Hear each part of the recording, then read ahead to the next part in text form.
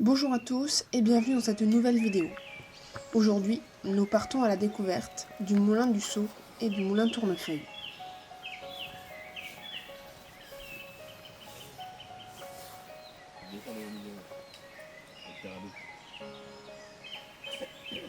Rejoindre l'Alzou n'est pas facile, tant elle est bien protégée par les parois abruptes qui l'enserrent. Désireux d'y accéder pour profiter de sa force, les meuniers ont dû construire des chemins d'accès à leur moulin. Ce chemin, autrefois revêtu d'une calade de pierre, et ce pont sont l'héritage de travaux d'aménagement datant du XVIIIe siècle. Les moulins du Saut et de Tournefeuille possédaient chacun 2 chemins d'accès, un sur chaque rive. Pour les aménager, il a fallu tailler le rocher, bâtir des ponts et des murs de soutènement. Ces travaux, difficiles, expliquent peut-être l'absence de vrais chemins entre les moulins. Les berges étaient canalisées entre 2 murets que le meunier entretenait avec soin. Certaines pierres qui jonchent le lit sont les restes de ces murs. Les aménagements datent du XIIe siècle et s'étendent jusqu'au XIXe siècle. La force de l'eau était une énergie primordiale avant l'ère industrielle.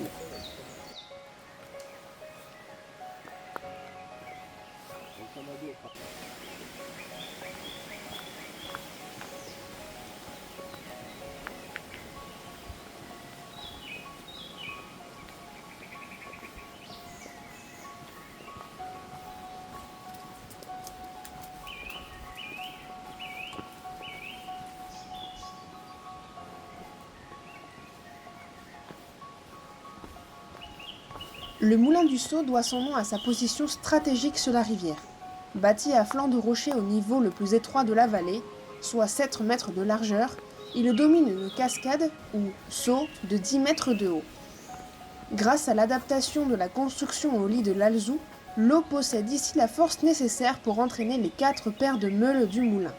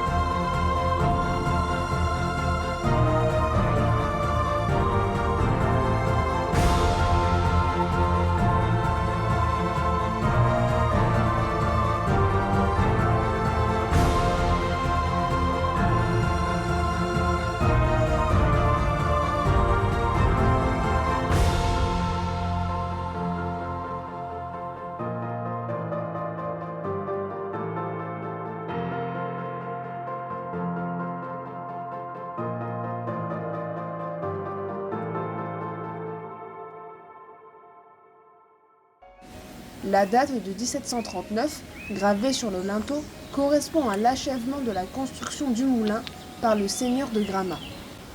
Ces 3 chambres à eau permettent de moudre des céréales. À l'étage, l'habitation est dotée de latrines et d'une cheminée.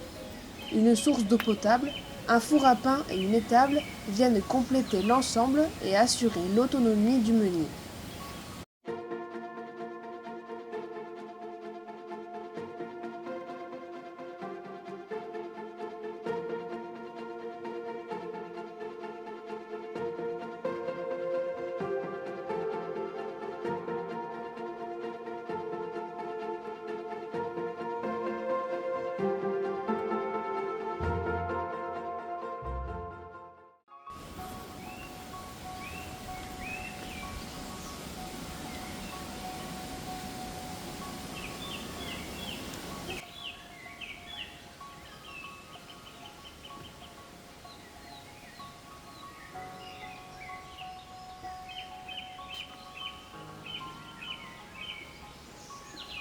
Le moulin est abandonné en 1924 suite à un incendie.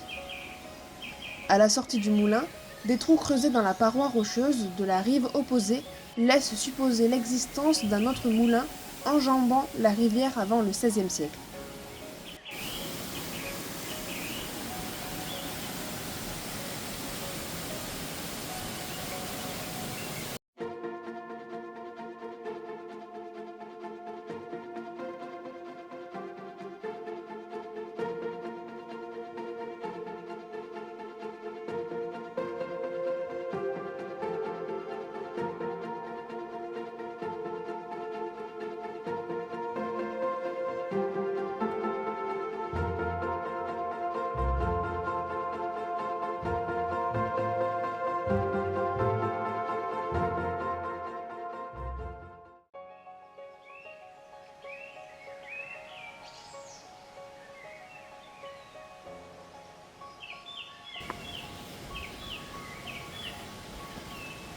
À la sortie du moulin, en rive gauche de l'Alzou, les strates de calcaire présentent un étonnant aspect courbe. Il s'agit d'un pli géologique résultant du mouvement de la croûte terrestre. Dans cette partie étroite du canyon, l'eau profite d'un passage créé par le plissement et les fractures des strates. À l'origine, les sédiments qui constituent le calcaire se déposent horizontalement, puis une poussée latérale des plaques terrestres entraîne le plissement des strates. Cette déformation très lente de la roche résulte de la collision de la plaque terrestre ibérique avec la plaque eurasienne sur laquelle se trouve la France. C'est ce même mouvement qui est à l'origine de la création des Pyrénées.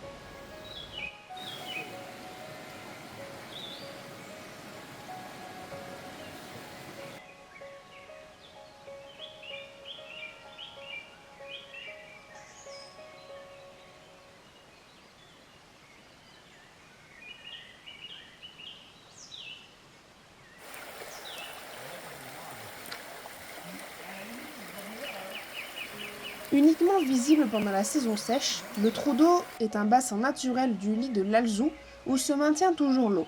Il offre un gîte aux poissons piégés par la baisse des eaux et un abreuvoir pour l'ensemble de la faune.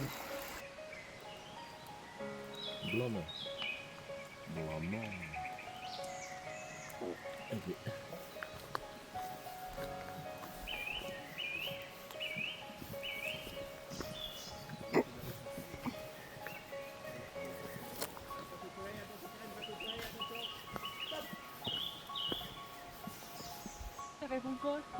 Il est sourd. Mais tu... Le moulin de Tournefeuille est situé à 1,5 km du moulin du Sceau. Ses ruines datent du XVIIIe siècle, mais reposent sur des fondations plus anciennes. En occitan, le mot tournefeuille désigne l'existence d'un contre-courant dans une partie basse du cours d'eau, qui entraîne les feuilles flottantes dans un mouvement circulaire.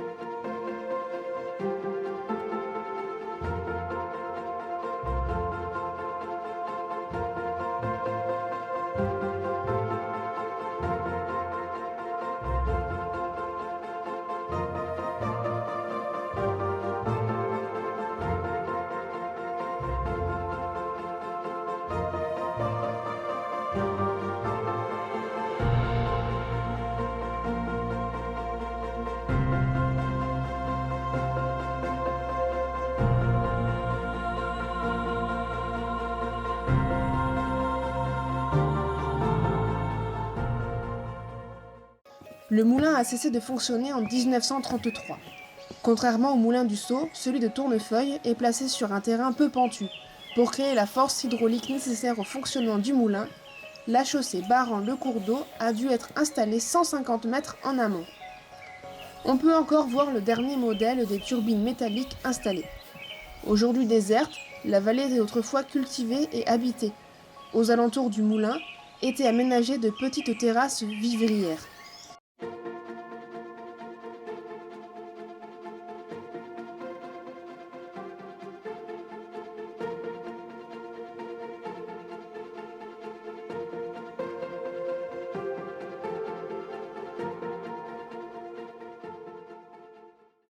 La famille du dernier meunier comptait 17 enfants. Partie à la fête de Rocamadour, elle eut la triste surprise de trouver le moulin entièrement brûlé à son retour.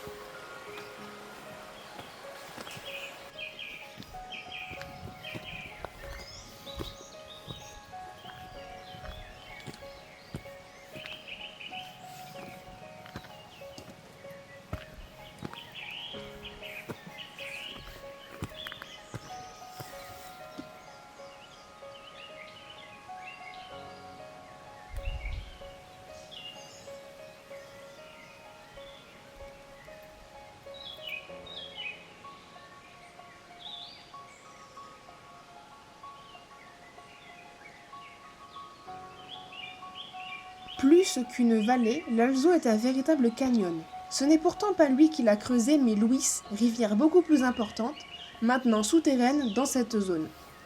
Caractéristique d'un paysage karstique, le canyon s'est formé dans le plateau calcaire de l'ère tertiaire il y a 2 millions d'années.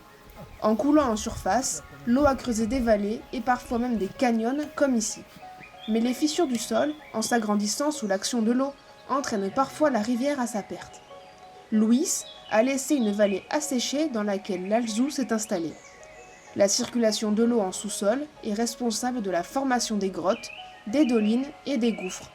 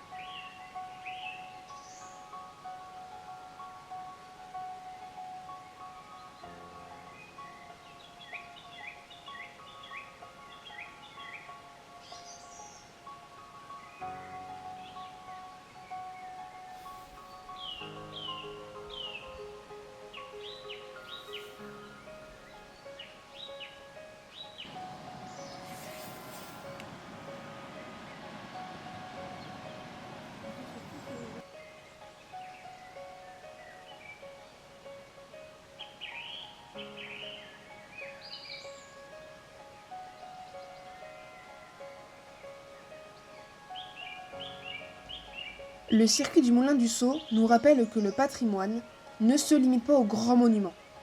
Il se cache aussi dans ses paysages et ses traces du passé. J'espère que cette découverte vous a plu. N'hésitez pas à liker, commenter et à vous abonner. Et moi je vous dis à bientôt pour une prochaine découverte.